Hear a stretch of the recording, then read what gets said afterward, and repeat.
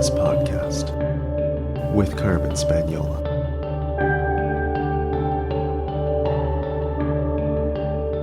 Hi there, and welcome to the Numinous Podcast, where we've been having interesting conversations with everyday folks about the mystery of life since 2014. I'm your host, Carmen Spaniola, joining you from the lands of the Lekwungen-speaking peoples, the Songhees and the Esquimalt First Nations, recently known as Victoria, BC, Canada. In this country we call Canada, we have a national Indigenous broadcaster called APTN. That stands for the Aboriginal Peoples Television Network. And it started in the 80s as regional programming for the North, and then it went national in the late 90s. So when my child was just a little wee one, I used to put on this kids show called Teepee Tales, which was so calming. It was so great for the Gen X crowd of parents because it had this like old school puppet friendly giant Mr. Dress-Ups kind of vibe.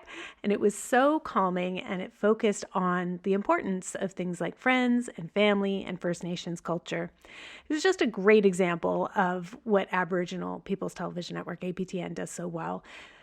This broadcaster is on par with CBC, which I'm sure even Americans have probably heard of the CBC. So if you didn't know, we have this national Indigenous broadcaster.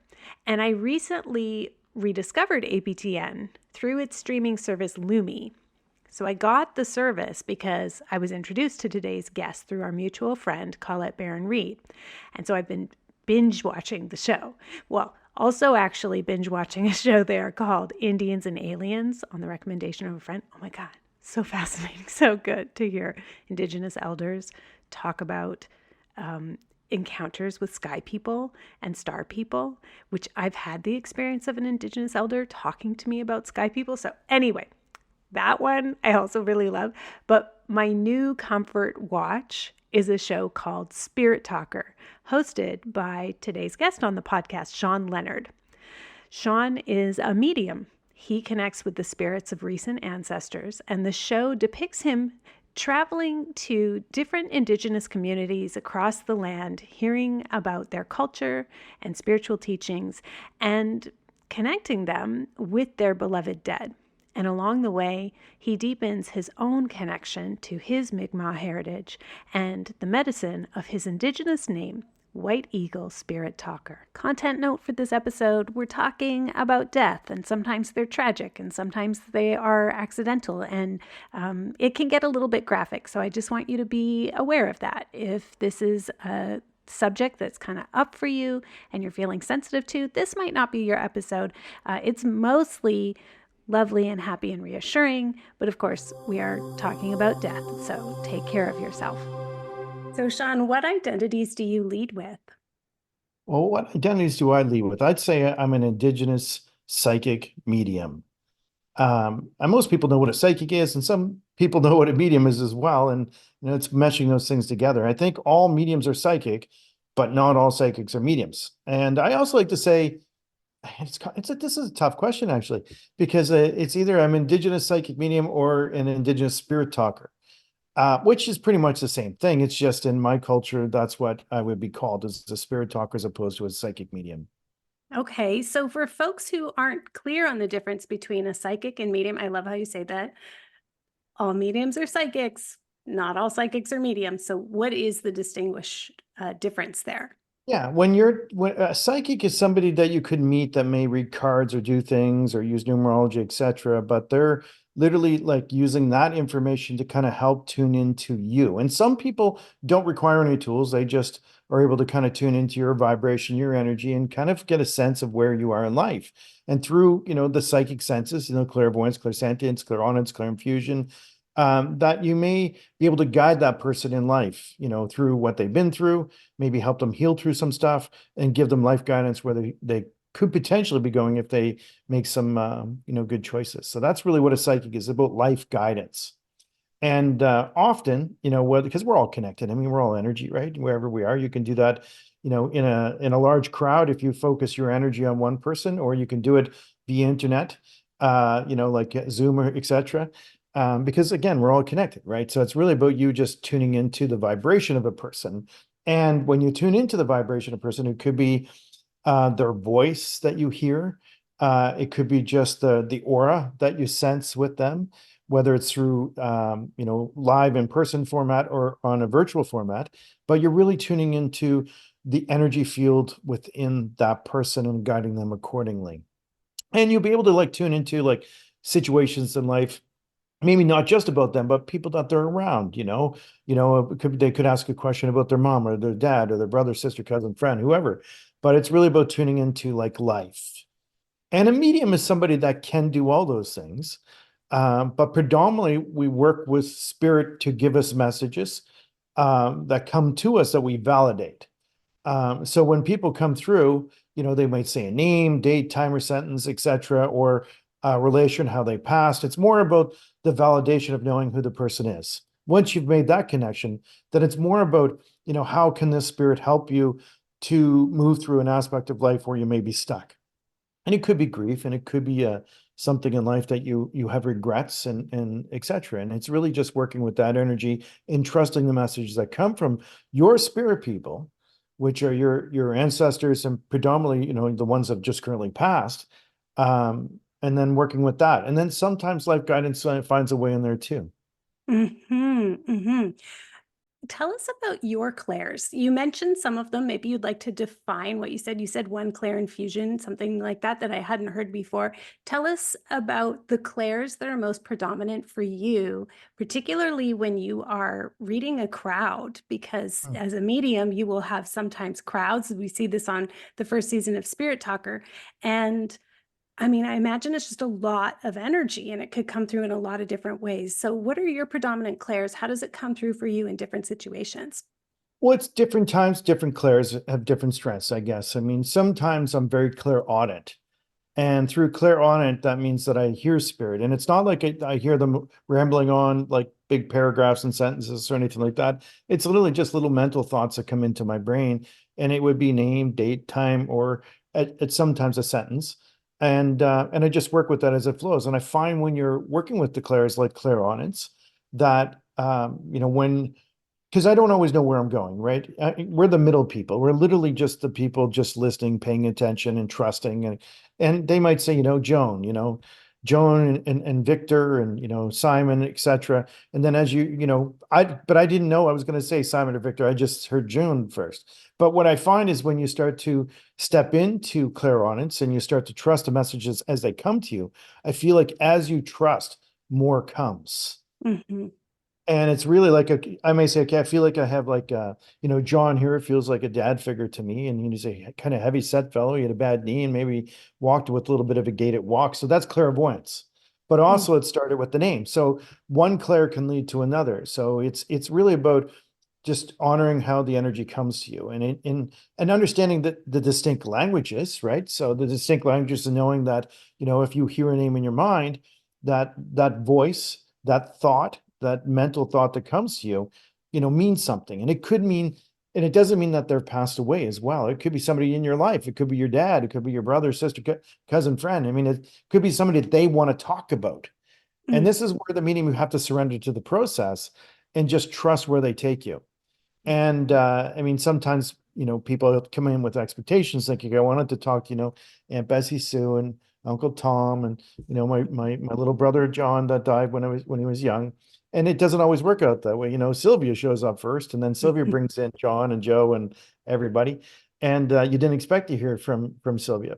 But again, it's more important about not analyzing, but just trusting the process. And through clairaudience, clairvoyance, etc. And for me, I find it very clairaudient. And when I'm doing live stage presentations, particularly, sometimes I find it more clairvoyant.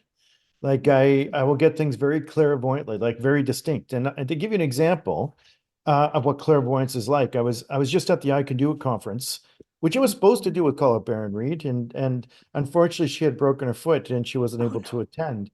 And which kind of saddened me because I was really looking forward to kind of doing that with her and John Holland, us sharing the stage. Yeah. And so anyway, it was just me and John. So we had 2 hours between the two of us, and we kind of did it. We split the time up. We did a little question and answer at first, but it was one of the last readings that come through. And what come through, what I found was very, very kind of interesting because it's something unique. that gets my attention. It's not the randomness of the chaos of the what you feel like you're being overwhelmed by all the messages of people. And I don't even know how they select who's going to be coming through and etc. But somebody obviously is drawing numbers over there and go, okay, you've won the Shawn Leonard lottery. You'll be talking to your loved ones today.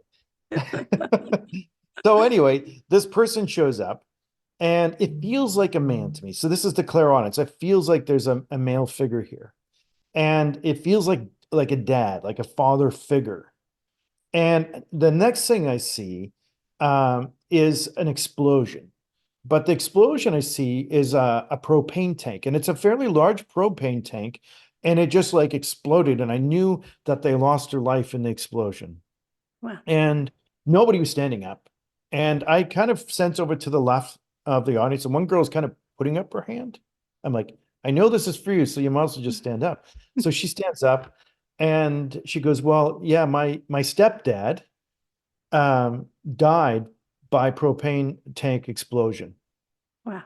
Like, I mean, and so why didn't you stand up sooner? Like, why did you not think? I mean, nobody else is putting their hand up. Yeah, You know, it's this is totally unique. right? This is obviously for you. And she goes, but it wasn't really it was a woman.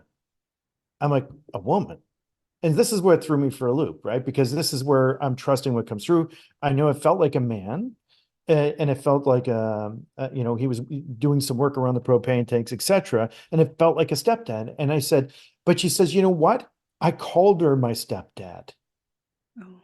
I called her my stepdad, and I said, and then I vibed out the person one more time, and I said, this really feels like a man to me. And she goes, she was very masculine. Mm. Mm. Hence calling her my stepdad. She was literally my stepdad. It was my mother-in-law, but she was like my father figure, and she had very masculine energy. So this is where I was like, of course she does, you know. But I didn't know that at the beginning, but you have to kind of just step into it and trust it, and it unfolds. And that's how the clairs kind of like let you know who it's for. And it was like, another aspect that I'm really usually pretty profound at is the sense of the messages that come through clairaudience. I mean, the person that I connected was kind of funny actually, and despite the heaviness of how they passed, the first thing they said to me is like, oh, I'm not too upset about how I passed, just I went out with a bang.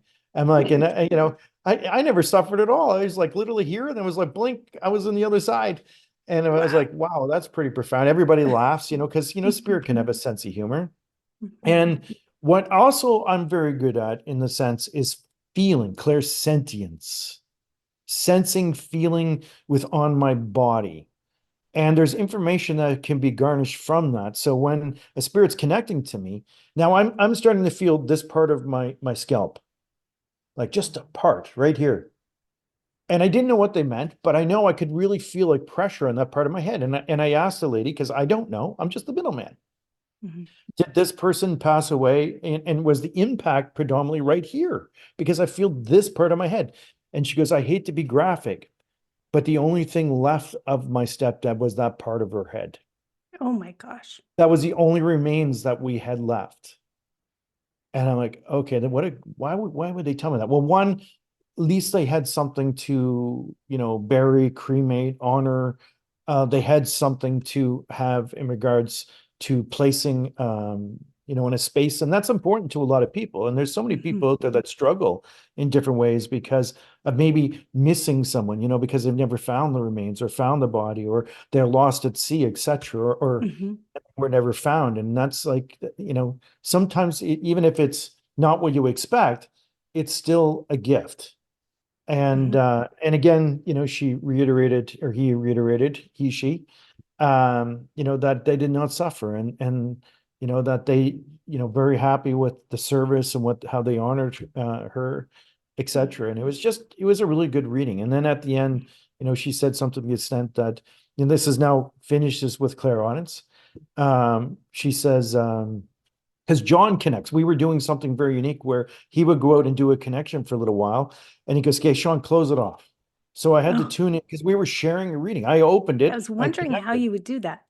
Well, you can, as people who are, and a lot of people do it actually. I think when you're watching a live show, or you're in the audience and you can see the medium or psychic tuning into somebody, there's a lot of sensitive people in the audience.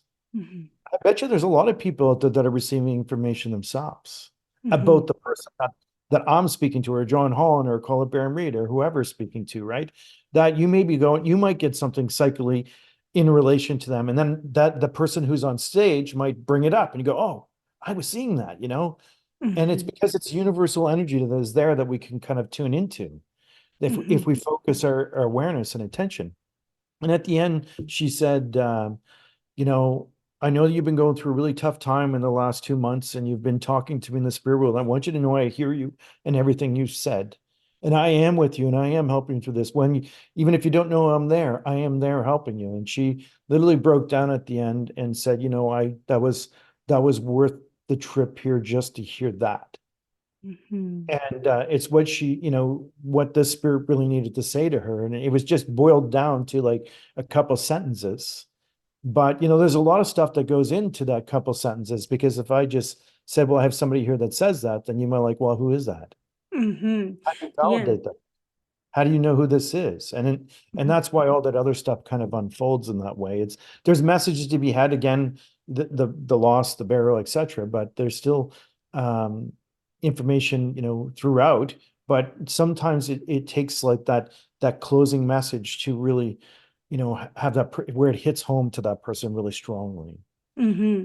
What we Um, see on your show, Spirit Talker, so often is you spend the first few minutes validating. It's like Spirit is uh, trying to demonstrate this is legit, this is for you. And you have right. quite a punchy cadence where you're like, is it, a father figure? Yes or no? Is the name yes or no? And very often you will say things that, of course, we always want some evidence that nobody else could know, but you've even described people's dreams and that you can see the shock on their faces because they can't believe that it's not only something that couldn't have been hearsay, but that they, has happened within their own dream time. And it's almost like, spirit needs to reassure, or maybe you need to reassure. I'm curious about like what that process, that collaboration with the spirits is about, how you help somebody let down their guard so that they can receive the healing message. Like, how Right. often are you asking spirit, give me more, give me more, because I can feel this person's a bit resistant. Well, I don't really say give me more. They just give me more. Um, Okay.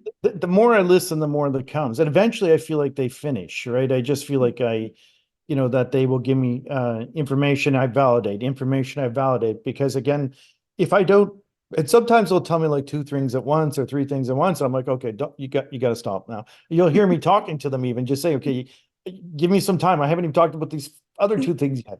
So it's more about just being clear with them. I know and I mean, they're people, they're people in spirit world. They're eager and excited to talk to the loved one too, just as much as you are to, and vice versa, right? So it's really just working with the energy as it comes. And I don't know what's going to come. I never really know. It unfolds. And if they take me to a dream and they show me an image, that's what I describe.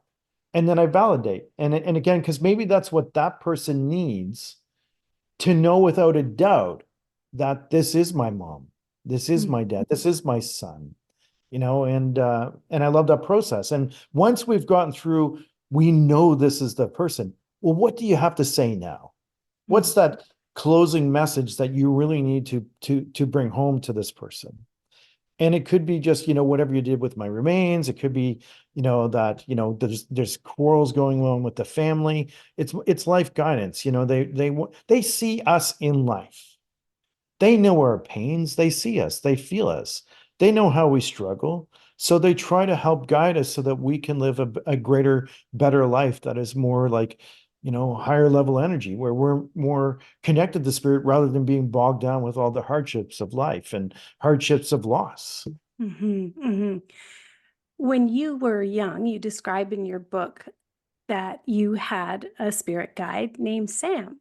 Yeah, absolutely. And I wonder if, since now you're an adult, like, who was Sam when he was incarnate? Did you ever explore that? Like, why do you think Sam came to help you? You didn't describe him as like a family member or anything. So, who do you think he was? Why do you think he came for you to you at that time? And what's your relationship with him now? Well, I think we all have many guides. And I have a belief now, and my kind of my understanding of spirit guides have kind of changed, and I may write about this in the future. But because what has happened through the years is when I was young, I had a very strong connection to one of my spirit guides named Sam. And he'd be with me and I was playing with me and I knew he was around and then eventually he left me and I was like horrified because I was like, where did my best friend go? I absolutely loved playing with him, talking to him and, spending time with him. And when he left, I remember the moment very clearly. We stepped into the light and I felt alone. How But old he were did you? tell me I was probably about 4 or 5 years old, Mm. maybe in that range. I can't be 100% certain because I wasn't like, well, I wasn't keeping track of age at that point in my life. But I would say it's probably about 4 to 5 years old. I wasn't in school yet. And there was a big reason as to why he had to kind of step off and not be as greatly connected as he was, is because I mean I have to live life. I mean, if I go to school and I got an imaginary friend, I'm sitting there talking to my imaginary friend on the slide, it's probably going to cause me some issues with some of the other boys. I'm not going to live like a social life with living people. I'm going to be like walking around with spirits all the time, and people are going to think I'm nuts even back then, right? Probably could even be put on medication if it kept going, depending on what teachers or other people would say, right? Mhm. So I think it's very normal for our guides to be with us when we're young, and then at some point they need to kind of give us space to be within the world. It doesn't mean they're not helping you, guiding you, or supporting you on that journey. But I in regards to past lives, like I feel like I've lived a life with them before, and I'm not 100% sure where I am not. I feel like it might have been a life in southern France, but I'm not certain. He's never said, "Hey, Shawn, we had this life together," and so I don't know. But I do feel like I've known him for more than this one lifetime, Mm. and I do feel like we have soul family. And our soul family, is some of the people that come into this life, physical life, but some of our soul family doesn't actually incarnate into life. And they have different roles and purposes on the other side. And some of those may be to be a spirit guide. But I feel like when you pick your guide, even right before you're even born, you pick your guides Mm. because they know your life purpose. They know like your theme, your purpose. They know your chart that has been kind of pre-written in regards to like who this person you're meant to become.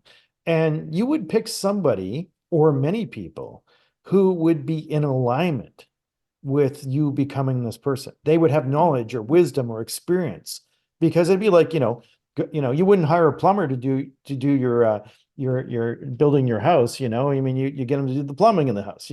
So you'd Mhm. want to have somebody that is like specializes in a particular job. And at an early stage of life, and again, this is something that I've started to understand from spirit, and there's a reason for this. I feel like we have probably up to 4 spirit guides. And I feel that at different stages of life, depending what stage of life you are at, one will make them like you'll be born with one, doesn't mean they leave you, but a new spirit guide will join the team, let's say, or you'll become aware that they're there. And it was like in my early years, and according to Indigenous culture, there's 4 stages of life. We start off in the 4 directions, which is the east, and it's the infancy, the infancy part of life. And then you move into the youth aspect of life. Then you move into adulthood, and then you move into the elder aspect of life. And then we make our journey home eventually, and maybe even come back and do it all over again. Who knows? But I feel at the different stages of life, depending on what you're learning, what you're growing through, where you are in your chart, because some people get off track, right? Mm. So, you wouldn't have a guide that's going to come and help you be a psychic medium or help you, to work with the spirit world if I didn't choose to do that. Mhm. Because we still have free will. Like nobody's like, they're guiding you, but they're not forcing. And Mm. sometimes the guidance is a little bit more stronger than others. And sometimes it's subtle, and sometimes we take on extra karma. I feel like we still co-create our life, but we still have a big hand in creating the life that we live. But I feel like they guide us to the right people, the right situations, the right circumstance, the right knowledge. And that as that unfolds in your life, then you become the person you that you had envisioned. And Mhm. when Victoria came in which was in my younger years, right? And let's call that in my youth to adult years. And then recently, in the last 3 years, I've become aware of a new guide. And I've only learned about her. I've met her twice in dreams. Mm. And I knew she was one of my guys, but she hasn't told me her name. Now, this is the cool part because I had some people over and I was doing like a spirit gathering. Like I was because some producers were thinking about having me do another TV show where I would focus on crimes and Mhm. unsolved stories. So one of them had to do with um, a Bitcoin billionaire that disappeared or with a bunch of people's money. So anyway, I was going to connect to him, and his name was Gerald Cotton. And I wanted to connect to him and see if, because I believe he may have faked his death and Uh-huh. disappeared. And I mean, because right around they were investigating him, he went down to India very quickly on a very quick trip and died and come back in a box, and nobody really seen the body except, some people say they do, but I think they're in on it, to tell you the truth. But um nobody really knows, but I don't feel like he's passed away. So I was trying to tune into him to see if I could get any messages or connect to him just to validate he was actually in the spirit world. And I didn't. Mhm. But what it did happen was I recorded Sam talking to Victoria, to one of my other guides. And I now know her name because they both called her by the same name, but they both had a bit of a different accent when they spoke to her. And Oh. when I heard the name, I was like, oh my God, that's her. Now I know who she is because I heard Sam talking to somebody named Eliza. And then I heard Victoria saying Eliza. So I was like, Okay. okay, well, apparently I have a new guide. Well, I knew I had a new guide, but I didn't know who she was until now. And I kind of like psychically remembered that this is her. Mhm. And so I feel like this next stage of life, which started about 3 years ago, that I started, writing and wrote a book and, got signed with Hey Ho. So I'm now in a kind of a different platform at that point. Um, I already had a TV show and stuff like that, but maybe she was already there during the TV show and I just didn't know. Mhm. But I feel like maybe her role is to kind of help me engage in the work that I'm doing as I move forward. Mhm. And so that's what I feel. And I feel we have different guides that come at different stages of life. And I'm hoping to make it to my elder years to again, continue that teaching and learn who that last guide possibly could be. But I won't know until I get there, and hopefully I get there. When you say you recorded them having a conversation, was that you channeling or did you record like paranormal voices, spirit box Well, style? I use a digital recorder. Ah, So a lot of the times when I do sessions or if I'm out in different places, I actually have all kinds of recordings of spirits. It's not unnormal for me to record spirits saying things to me. It's very normal to me. And what I find weird is other people don't hear them. okay. So So when they're like hearing the recording, can they hear them or you can yes, still only hear? Oh, they yes. can. Oh, And interesting. it has to be a vibrational thing. I always joke that I'm getting older and I have more hair in my ears because I'm a man. That's just a joke. But who knows? There might be some truth to it. Okay, I so don't, you actually are like you're hearing them and people don't hear them in the moment, but you've got it recorded and then afterwards and they can hear the yeah. conversation happening. Yeah. Yeah, not all Okay. the time, but a lot of times, yes. A lot of the Okay. times because when I'm doing something spiritually somewhere, let's say I'm going to vibe at a location, I may actually get the spirit that was there or previously connected there speaking to me. Hmm. So if I hear them and I say, I mean, and this is where I like to kind of prove to people, I'm not crazy. I'm not a psychic ventriloquist. That's what I say. Right. I'm not a psychic ventriloquist. I'm not like making, strange noises in my head that are coming out and being recorded on a digital recorder. There's something there. I'm recording it and it's responding to some of the questions or things that I ask. And occasionally I'll pick up Victoria or I'll Hmm. pick up Sam, or I'll pick up. And when I used to do sessions, I'd always tell people when I did the sessions, when I used to do one-on-one sessions, because I would record all my sessions and I tell the people I recorded, I give them a copy immediately. Go home and listen to it because you might actually hear the person that you love in the background somewhere. And Mm. many times I did. Many times I did. Oh, I get an email back and somebody says, "Oh my God, I can hear my son. oh, I heard my that's son. beautiful. I heard him talking to you." And Mm. uh, and and and I'll give you an example. and sometimes it's not like super big sentence, it's just a word or something. But I remember once there was a couple that came to me, and unfortunately their son was murdered, and they come for a session with their other son. And I was tuning into him and talking to him. He said a few things, like he talked about, I thought was really weird. He told me about Yoshi and Yogi, and I thought, okay, well, this is kind of odd. Isn't that like Super Mario or something? It's like, I know it's like pertains to some game. And she goes, oh my God, those are our dogs that are passed, Yoshi and Yogi. And then he kept showing me like a tattoo, right? And then I was trying to kind of tune into what he was trying to tell me about the tattoo. And then I said, he's telling me about a tattoo. But just before I said it, you could hear him in the background going, tattoo, tattoo. Wow. Yeah, whispering it, like kind of like this, exactly like that. And it was in her son's voice. And I heard it faintly. And he said, I think I might have heard something. You should go and check it. And so they went and listened. And sure enough, they went home and listened, and they could hear the spirit saying it to me. Oh, that gives me chills. I love watching things like that. You also said, tell me more about what you said earlier. When we choose our guides, I would Yeah. love to know.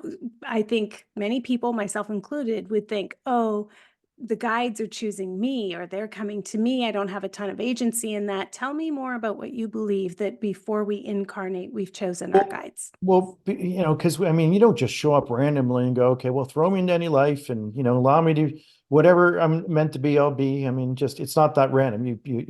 It's a thought out process. You calculate. You talk about your parents. You talk about your siblings, your friends, your situations, your struggles, and the things that you're meant to learn through life. And even prior to even coming here, there's like uh, I do believe that there's like a council on the other side that kind of help align you with the perfect guide for based upon what you're meant to learn or what you're meant to go through. They'll make suggestions. I don't think it's like, okay, well, you have to go with this guy, but I think it's more that you kind of choose each other. And I feel the people that are guiding us on the other side are learning from our experience.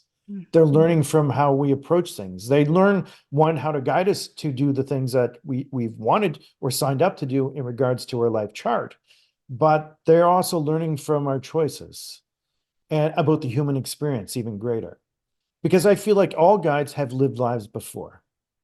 I don't think that you could be a spirit guide unless you've lived probably many, many lifetimes at different times, learning very similar things as to what I wanted to learn in this lifetime. And I think that they're part of your greater soul tribe. Mhm. Like and I've heard a lot of people speak about this where they've had near death experiences. And if you ever hear the stories about people that have, made the journey home and have come back, that often there's like, they meet their loved ones, but sometimes there's people there that they don't quite know, but they feel like that they're individual angels or spirit guides, and they're helping them through the life review. They're showing them different things and telling them about their purpose. How would they know all that, and why would they be designated that job? It's because they know you.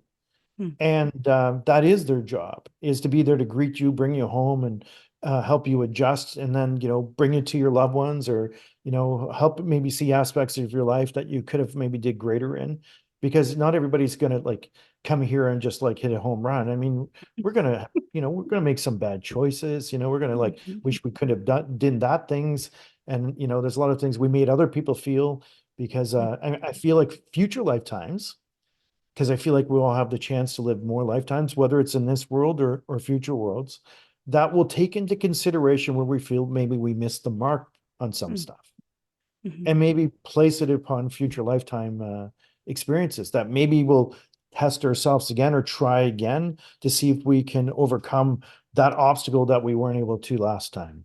Maybe make some repair. One of the Yeah. experiences that I had, so my first career, my first modality was doing past life regression, even before I became a clinical hypnotherapist. And, there are some regressions that I did while I was like working with my teacher that are so profound. And there was one that I experienced, this would have been like 20 years ago. And the key thing I came away with was, long story short, in some colonial space, maybe colonizing South America somewhere, I was a woman who falsely accused an Indigenous person of rape. Okay. And the village was becoming swarmed with the colonists who were decimating, committing genocide against these Indigenous folks. And I was on a boat, like a Christopher Columbus type boat. Okay. And the key thing I came away with at that time, there hadn't been the Truth and Reconciliation Commission in Canada. There hadn't been those things. And so I didn't have awareness of my own whiteness and whiteness as an identity and supremacy and all that at the time. So when I was like, tell me about my life purpose, let's go into this past life regression, I came out of it and was like, oh, I have debt. Like, what is that about? This is Right. not the kind of like illustrious, like your successful lifetime that I was like hoping to Oh, have. And I couldn't understand how it was going to apply to me. Now looking back, I think, oh yeah, no, that's a fundamental um, orientation that I have in my life that I wasn't able to articulate. I didn't have the consciousness at that time, but it was such a perfect example of like, oh yeah, no, I've taken that on as like a very important part of my life purpose, but I feel that it actually originates in a much earlier lifetime. And it feels good to be making repair in that kind of way as much as I can. I would love to know more about how your gifts and skills came to you almost as a prophecy when you were very young. You're a teenager, 16, 15, mhm. 16. You experienced the very sudden shock of your dad's death. It must have been very shocking and surprising. He was only like 45 or something. So 42. Yeah. 42, oh my God. So will you share a little bit about what happened and the prophecy he shared with you about your path? Well, when my father passed, obviously it was very difficult. And I remember the day very, very clearly. Very early in the morning, my mom came to wake me up. I had to go out and, resuscitate my dad. And, for whatever reason, he was invisible. I mean, I think it's kind of crazy to even think about today that I couldn't see him. And I kept going inside saying, Mom, are you sure that he's passed away? I mean, you sure he's like out in the driveway? Because, he's not there. I've walked around his whole truck. It was running. The door was open. The exhaust was going, and I did not see my father. And my mom says, "Go out again. He's there." And I went out again, and nowhere. I'm like looking around, look beside the door, and for the life of me, it was just so puzzling. So I had to go back inside. My mom grabbed me, brought me outside, and literally pointed me at my father. And for whatever reason, I don't know how, I must have, like, he was literally invisible to me. I would have walked through him. That's how strange it was. He was not there.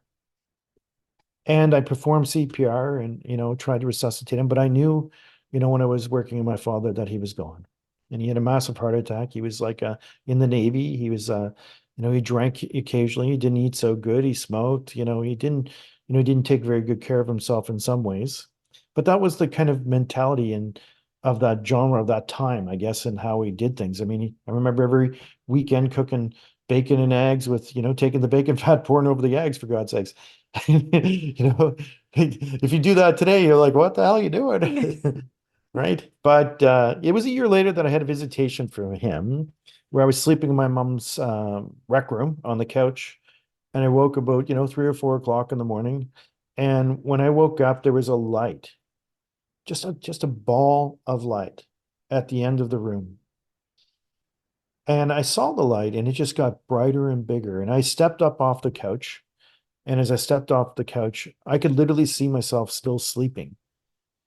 What the heck is going on? And then I thought for a moment that I might be dying, and that I was leaving this world. Because when I saw the light, it just felt like unconditional love. I don't know how else to describe it. It was just the purest, brightest, wettest light I've ever seen, and it just felt like home.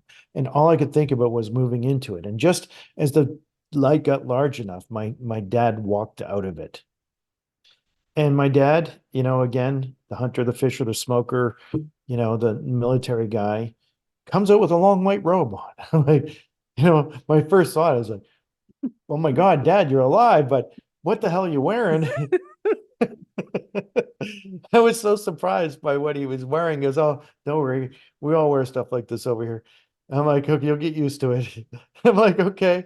And so my dad, I was like, again, and it was, and even though I was elated for that moment, I shifted to anger very quickly. And I was angry at him. And I said, "Dad, where are you? Like, where did you go, etc." And he's like, "Well, I made my journey home." And he said, "It was my time to go home to the spirit world. And we all have a time to be here and a time to go home. And you won't understand this, but it was my time to move into the light again and go home." I'm like, "What?" And he says, "You're not going to remember this, but we made this plan before you or I were born." Like, what? Are you sure? Like, why would we make a plan that you would die and leave my life, my mom's life, my brother's life? That doesn't make any sense. He goes, you'll understand it one day. He's, "I've come here to tell you a few messages. You got to tell your mom I'm okay. You got to tell your brother I'm okay. And that I made it home, that I am where I'm supposed to be." And I said, "Yeah, I will, absolutely will." And all I could think about, even though my dad was talking to me, was walking around him into the light. And my dad said, "No, no, no, you're not going in here." And I tried to literally walk by him. And it was like I was touching in the light, but I couldn't get into it. I could feel it on my body. I could feel it in my spirit.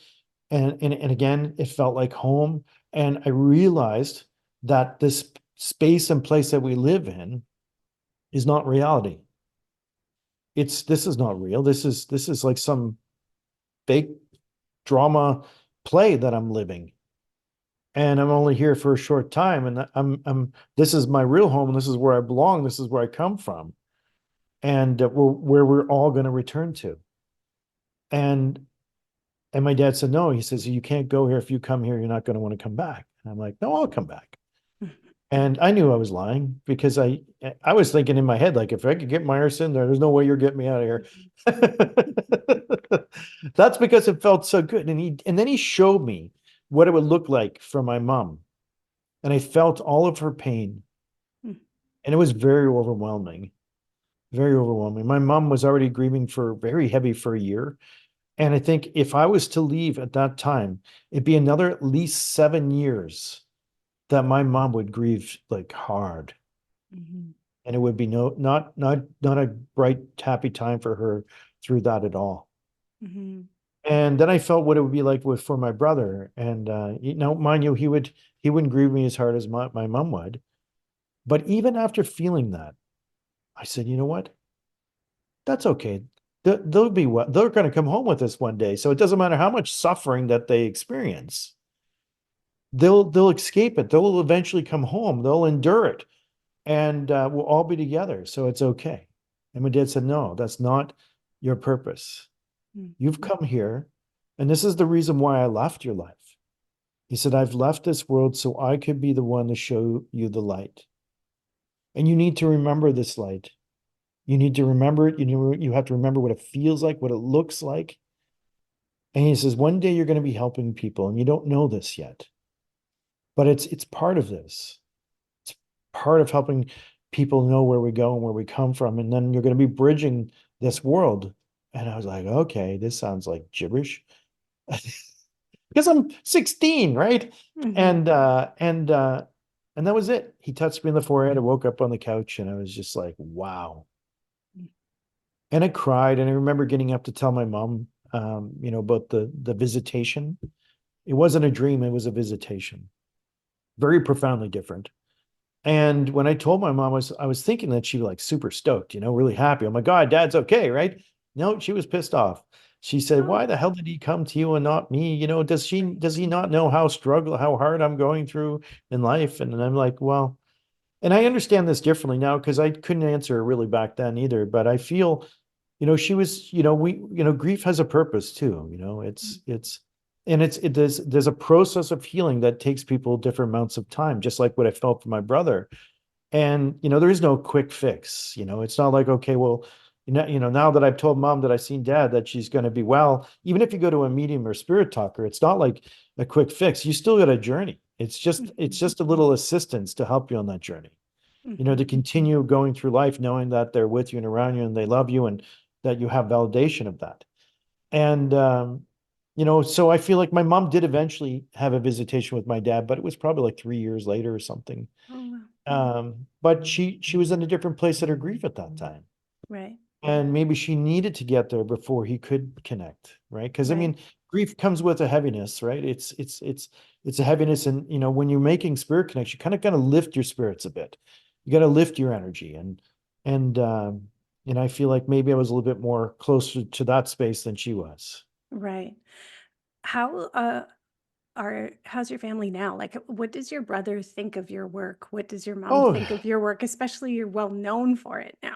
Oh, my mom loves my work, and she comes to some of my shows if she can, and she's read my book. She talks about my book to everyone, and people come to her now. She's kind of famous because it's kind of silly, really, but she has people reaching out to her that she wouldn't normally hear reaching out to her. It's like, oh my God, I've seen Right. your son, right? Right. And she's like, yeah, yeah. She's, well, maybe you could get me to see him, right?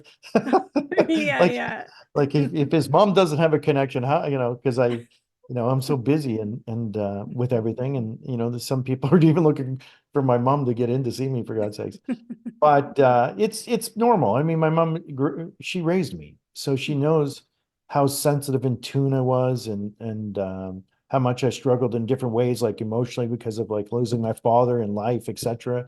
And also how spiritually connected I was, and I wouldn't say in a psychic way, but I did know a lot of things that people should know. And Mm. we argued a lot because I knew things that I shouldn't know. I would But love to. Sorry, go ahead. yeah, that was it. It was just part of the fun of growing up, right? Yeah. You mentioned earlier France, the draw to France. I share this Yeah, draw, this compulsion, this allure with you.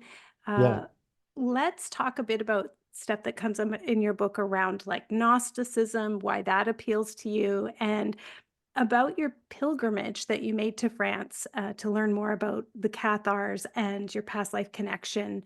Um, I my experience of going to the south of France was I was kind of halfway through the pilgrimage before I realized like, oh, I'm on the pilgrimage to Mary Magdalene, okay, but we had a really unusual thing happen at Montségur.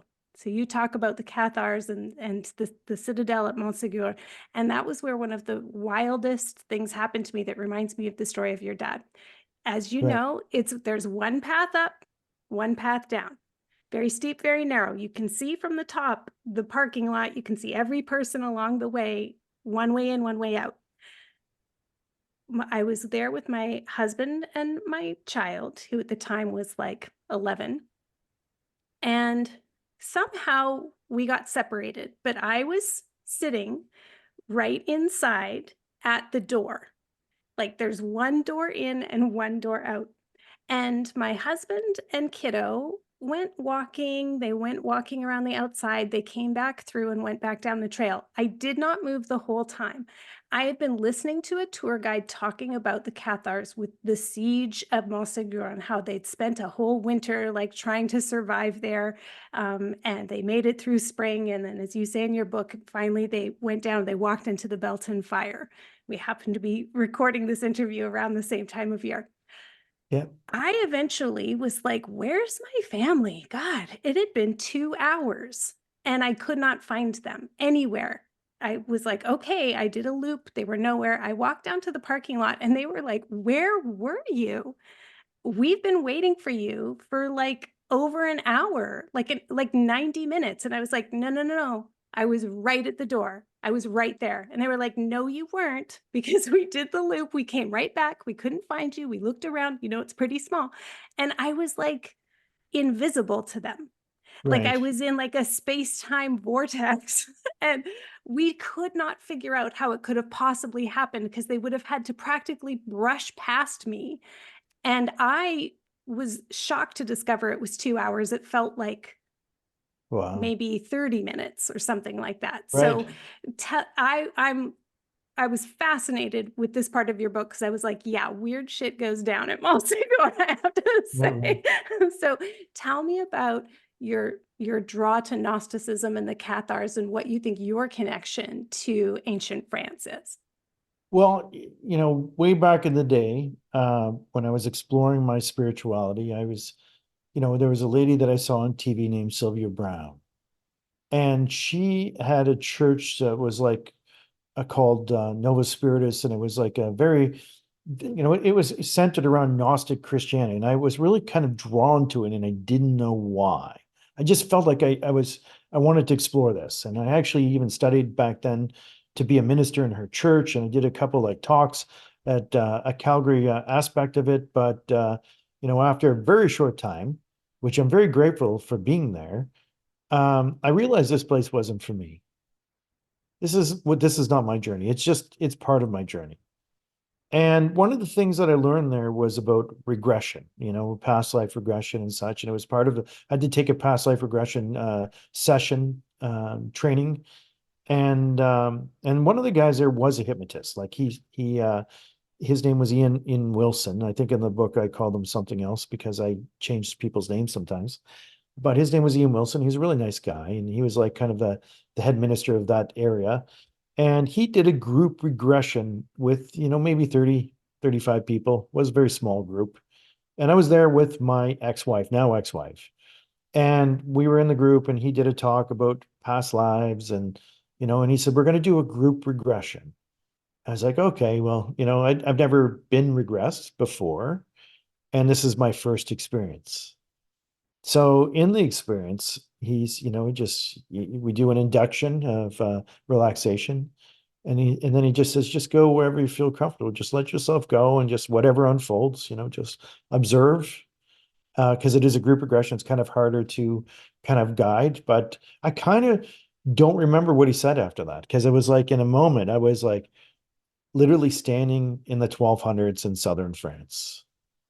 And I'm standing in this field, and I'm wearing long boots, and I've got like a dirty pirate puffy shirt on. I've got a rake or some type of hand tool in my hand that I'm working in the soil. I see some buildings that are beside me, and I see a guy in there that looks like he's a blacksmith, and he's kind of heavy set fellow with an apron. He's like hammering on some sparks are flying, and I know I'm a farmer.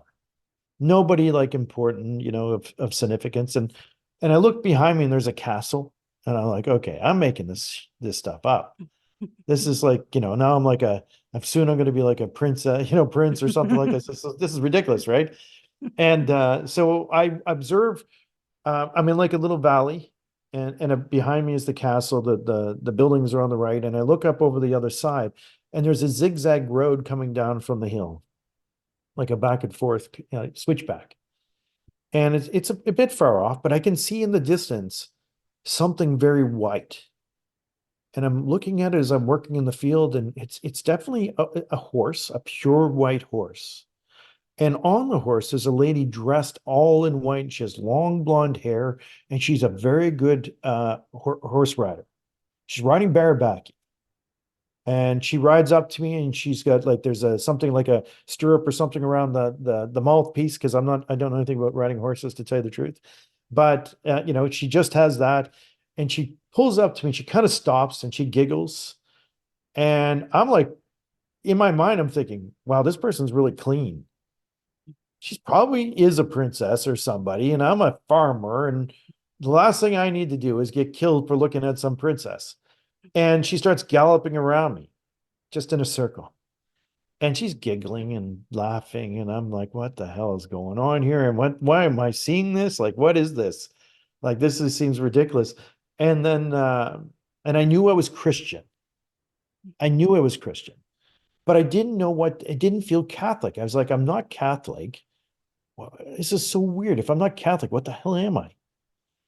And, anyway, Ian says, okay, it's time to come back to this space and this place, this time. And I come back, and he talks, more about regressions and such. And I'm like really kind of confused, because I'm thinking this is like silly.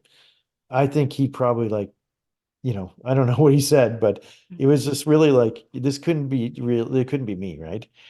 And so we get home, and my ex-wife says, what did you see in your regression? I'm like, well, I don't know. I don't really want to talk about what I saw. Like, I'm kind of embarrassed. And we sleep on it. We get up the next day and she goes, I got to tell you what I saw. It was so cool because she says, I think I was like a princess in southern France and I was like on this white horse and I'm pretty sure you were in it because I know I saw this like this little farmer guy in the field and I was riding around him, teasing him and you were pretty cute and you had kind of long hair and she said, and I was like, what? I said, what did you say? She goes, yeah. She goes, what did you see? I'm like, I saw the same freaking thing, like the same moment. And I was like, so I give Ian a call. I'm like, Ian, buddy, like, what the hell did you say? Like, what did you say in the regression? Did you guide people to like southern France? Like, I'm thinking this is like a meditation where they guide you somewhere. He goes, nope. I stopped talking for about 10 minutes and just let you go. And then I brought you back. And because I lost all sense of time and what was going on. And so I said, who else was in this thing? Because I got to call some other people. Like, were we all in southern France or was it just the two of us? So I call like few people up and they're like, they tell me about being in Egypt or like, Germany or Russia, etc. And it's just like, none of them are the same. And I'm like, this is too strange. So I did some researching and I found out about a group of Christians in southern France that weren't Catholics around the time period of the 1200s. They were called Cathars, Cathars. And I'm like, I'm looking at pictures online trying to figure out if this is real or not. None of the castles are right. I'm like, they don't look right. This doesn't feel like I just don't know why none of them look right. How is that possible? So we actually in 2004, we flew to France and we took a bullet train down to I think it was Carcassonne. And then I rented a car and then I drove around from there. And then we were staying at this little place near Rennes-le-Château. And it was called Esperanza. And we stayed right beside this little river place. And the people that were living there, it was an Airbnb, right? You could rent a room, spoke, good English. One of the ladies was French, but she met some English guy and they came back and they were opening an Airbnb in Esperanza. So I tell him my story and he's like, oh, well, I wouldn't bother going to that castle because that wasn't around in the 1200s or this one. And he says, but you should go to these ones, and he gave me like 6 to go to. And, Montsegur was one of them. And so anyhow, we go on this journey of exploration and I'm hoping somehow something is going to like hit me, right? That, this is it, and I'm getting discouraged because everywhere we've gone, they just didn't align up. And we went Pépertus, and we went to a few others, including Carcassonne, which kind of seemed familiar, but I definitely knew it wasn't right. And then we went to this one castle called Puivert. And so we get there and I'm feeling like that the topography is right. There's a little valley and there's a hill across the way and etc. But the castle is like all wrong. It's about the similar size because it's not too big. So I walk inside and because everywhere I go, I look for like a tour guide and I tell him my story and I'm hoping one of them is going to go, aha. So we tell this guy and I tell him and he goes, I know exactly who you're talking about. I'm a history major. And this is my summer job, and I know the story. And there's a legend about a lady in white in the 1200s at this castle. So then I asked him, I said, well, and I told him, I said, well, what I saw wasn't this place. It looked different. He goes, oh, well, this is like kind of newer. It's been added on and rebuilt and added on. The original part is back here, and he said, this is, the original place and everything was built on from them after that time. I'm like, okay, well, that could make sense. And then I look out over the turret because we were walking around and there's a familiarity about it. And I see the little valley and anyway, I get to walking down there and I asked them about, because there was like little square rock spots down there. And I said, he said this was a little village that was just down in the valley down here. And it was like identically to the spot where I was standing in my regression. And there was a big field and the road, because that's the old road from Spain. And the legend was that there was a lady in white who visited this castle in the 1200s, and she disappeared because at one time at Puivert he said this is predominantly a farming community, that this whole place was flooded. So something got dammed up and all the fields flooded. And every year the troubadours would come and play music, and this princess would come up to hear the troubadours. And they would speak poetry about refined love and sing songs, and it was what brought her there.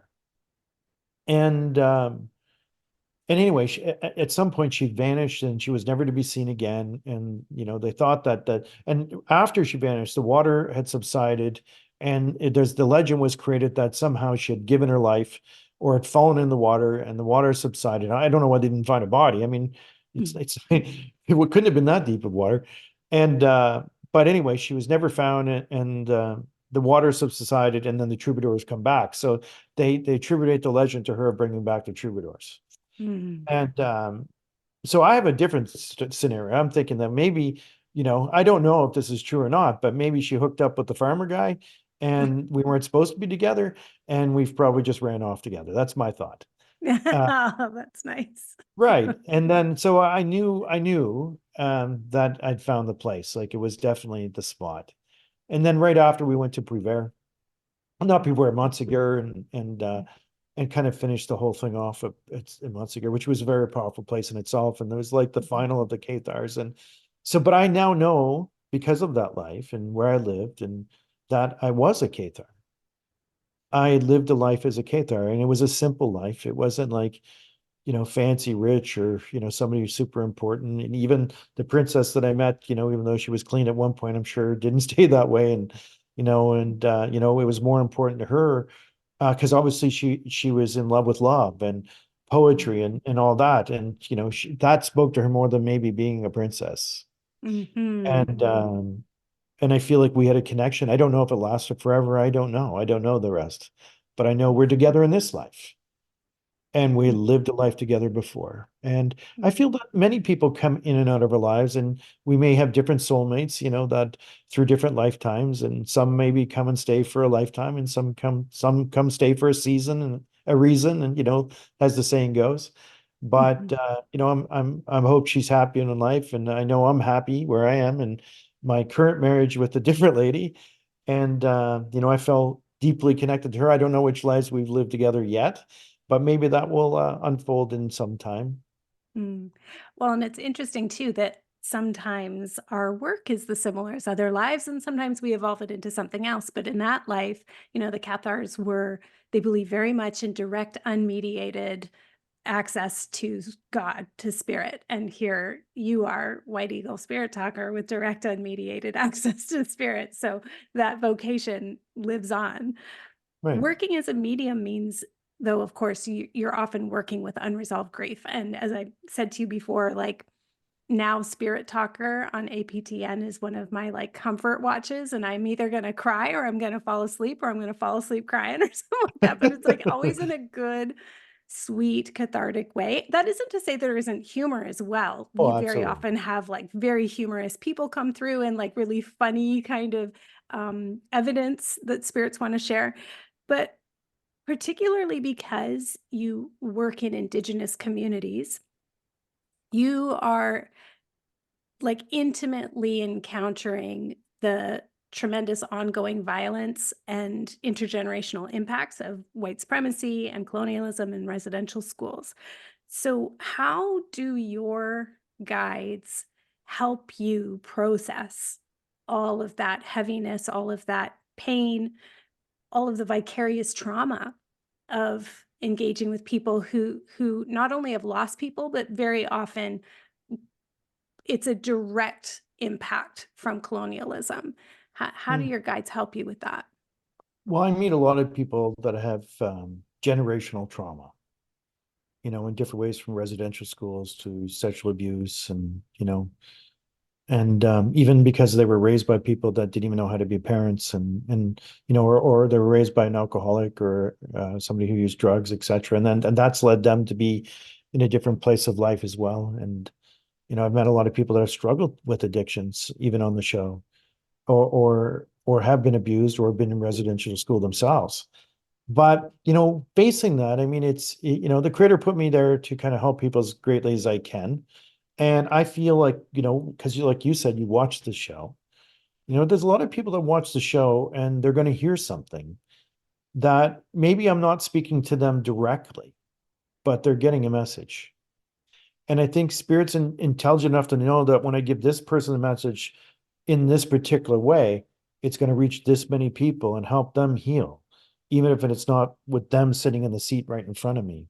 And, I just process it in the best way I can with the guidance of spirit. And, I know, um, I never look down on people in any way except with unconditional love myself, and know that we all have a journey. And I just try to help them to find a greater path through it all, no matter what they've experienced, and maybe find some healing or forgiveness, or releasing things that they've been carrying for some time, because that's really what drags us down. And that's what spirit wants. So that's what the message comes through, is to help you to walk through life in a much greater and better way, as opposed to being, stuck in grief, or pain, or fear, or anger, because those are not emotions that are going to help you kind of rise up in your spirit. But and through the messages that come through, I can see the shift in people, and I'm hoping that the people, through seeing other people shift, will help them shift as well. What about spirits that are stuck? Do you ever do compassionate entity releasement? What about when the Well, spirit themselves are really stuck? I don't really meet too many spirits that are stuck. Hmm.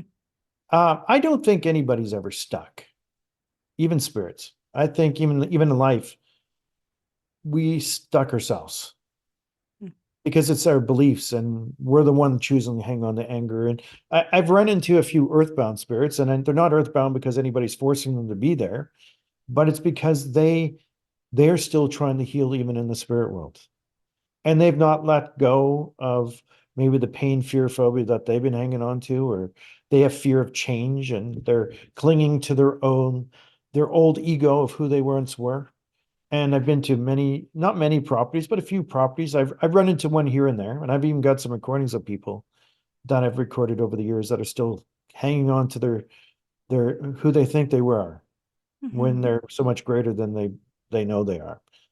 And and I remember I was a Middle Musquodoboit. I wish I had that recording. I'm going to go back there and talk to her, because there's a lady out there in Nova Scotia that I spoke to, that I was out there having a fire with my ex-wife, and we were just sitting by the fire, admiring the stars. A beautiful night in September, and the last thing I'm thinking about is, like, having a spirit come talk to me. But this lady comes up and goes, "I don't like you on my property." Like, oh my God, startled me a little bit, because I was like, oh my God, you got somebody here. And they go, oh, that's so and so. This is her old land. And I'm like, well, yeah, but I don't know if they think I'm joking. I'm like, this is real. She's really here. And she goes, oh yeah. And I said, well, what happened to her? She says, well, actually, her house used to be here, and it burnt down. And I said, the house used to be where? Like right where we're having the fire. Oh, I'm sure. And this is my humor. I'm sure she's stoked that we're having a fire right where her house is. And no wonder she doesn't like me on her property. Um, I didn't mean her any disrespect or anything, because I have compassion for all people, no matter what level in physical life or spirit, because there's a few that are hanging around for whatever reason. And I knew she was going to come back and talk to me. So I took my ex-wife's phone and I hit record, because I didn't have a phone with me at that time. And so I used her phone and hit record, and I waited. And about 15 minutes went by, and she came back to talk to me. And she says, tell that woman's son to stop hunting on my property. And I said, I got her. And I stopped and played it back, and everybody could hear her talking to me. Oh, wow. And it was like word for word, verbatim, what I said. And unfortunately, my ex-wife has that recording. I don't know if she probably will never send it to me, but she probably deleted it trying to forget everything about me, for God's sakes. But but that's so is life. I'll go back, I'll talk to her again, and maybe I'll help her, right? And I'll offer to help her. I can't force myself to help anyone. And it's just like in life, you can't run through Walmart looking for somebody to read and say, okay, I'm going to help you today. They have, people come to me because they're looking for help. And it's not that I have to go force my help upon people. It's people who are looking for help will find the people that can help them. And same with spirits. You can't force yourself, but I can offer. And in my culture, what I would do is I'll go back and I'll bring some medicine. I'll bring some sage, I'll bring some sweet grass. And when we do have the fire, I'll make an offering, and I'll offer her the smoke, and I'll pray into the smoke itself, that she can find unconditional love in her heart, and that she can let go of who she thinks she is and move more into who she truly is, which is that same light that we all are. And there's no, whether you're a person who has like murdered somebody or, even abused somebody, for God's sakes, we all come from the same source. And people need healing, and maybe they need to go through that life review and see the pain and hurt they've caused other people, but to learn about what they've done in their life. And that's a lot of the reasons what I feel sometimes people don't move on is because of the fear that, the repercussions, but the repercussion is really just feeling what you've caused everyone. But that's the greatest teaching tool that you can have, is to feel other people's pain so that you can know what you put out comes back to you. We're all one. We're all learning from each other, right? And if you, with that in mind, maybe walk through life in a greater, better way, and walk through life in a good way, as good as you can, and be mindful that when you encounter people and how you react or react. I mean, it's stuff that you're gonna see and feel again later. So you might as well do it in a good way this time, so you don't have to worry so much the next. When you're on the other side going, "Damn, I should have did better there." So you've done pretty good with this career, right? You've got your book, you have an oracle deck, you have at least 4 seasons of a television show that's taken you across Canada. I was so delighted when you finally made your way back west. You went to the lands that I grew up on, the Cowichan territories, and you met somebody that I haven't met, but I follow on Instagram, Jared Questenation Williams, who Okay. did food with you. Oh yes, I know I, him. yeah, Mohawk. Yes. Yeah, He yeah, has yeah, the Mohawk haircut, even though he's Cowichan. Yeah. yeah. And so I was delighted when you came around to lands that I know well. But you say in your book, and it kind of seems like at the end of season 4 of the show, you kind of almost imply like that this might be the end of the journey with Spirit Talker on TV. Is that true? Or is there going to be another season or a different television show? And what do you sense maybe Eliza is guiding you to? What do you sense is next for you on your path? Do Okay. you think it'll always be mediumship? I think so. I believe so. I have one more season of Spirit Talker. There's Are you one going more north? Where are you going season to go? 5. It was in Alberta and British Columbia. I went back to Vancouver and some of the areas. I didn't go back to the island, mind you, Vancouver Island or Victoria, but in Vancouver mainland and somewhere in mainland Vancouver or mainland BC that I visited too. So there's 13 more episodes to come for season 5. They should be starting in October sometime. I'm actually going on Tuesday to do some of the voiceover for the first 6 episodes, me talking the background voice stuff. And yeah, so I'm looking forward to everybody seeing that. But I will say season 5 is the last season. Okay. And I just signed a 2-book deal with Hay House. So I Nice. have 2 more books that I'll be writing, and I have to have one finished by January 20th. I haven't written a word yet. I better get on it. And it's about spirit totem animals. And just like I feel like, that we have 4 guides that come at 4 stages of life, I feel like we also have 4 totem animals, whether they're a spirit totem animal or a power totem animal that will be helping us through life in different ways. And What's I the feel like difference there's between those two? Give us a little teaser. What's the difference what's the between a spirit medicine? totem and a power totem? Well, the spirit totem is somebody who guides you more in a spiritual way, and a power totem gives you medicine to help protect you when you're going through tough times. So the medicine you can use when you're going through struggles. And my Indigenous name is White Eagle Spirit Talker. So obviously the eagle is part of my medicine. I actually have a tattoo of the eagle, and I actually have a tattoo of a polar bear paw, and I carry a polar bear claw that was gifted to me. And there's a story about that in the book, which is amazing, by the way. And I was also given a polar bear rug, a little piece of polar bear fur, and I'm still waiting for 4 other parts of polar bears to show up in some really cool and unique way.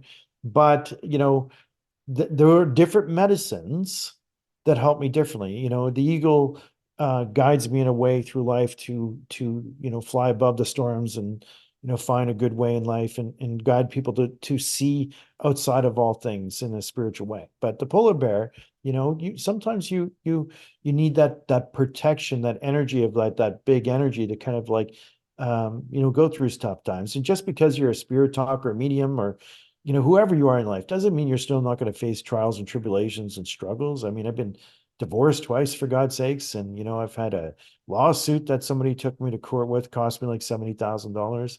But, it's tough times, but, you get through it. And sometimes you have to call in the medicine of particular animals that walk with you to kind of help you through some of those like tough times. And what better medicine than to carry a polar bear who, walks through, the Arctic in, pretty harsh times and in all kinds of weather and from starvation to like feasting to, winter storms, etc. So that medicine is like helps me through those tough times. So when I need like help, I call upon the polar bear for that.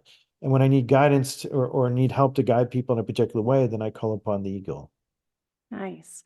So the last question on the Numinous podcast is always about grief and rage. You've talked a little bit about grief and difficult emotions.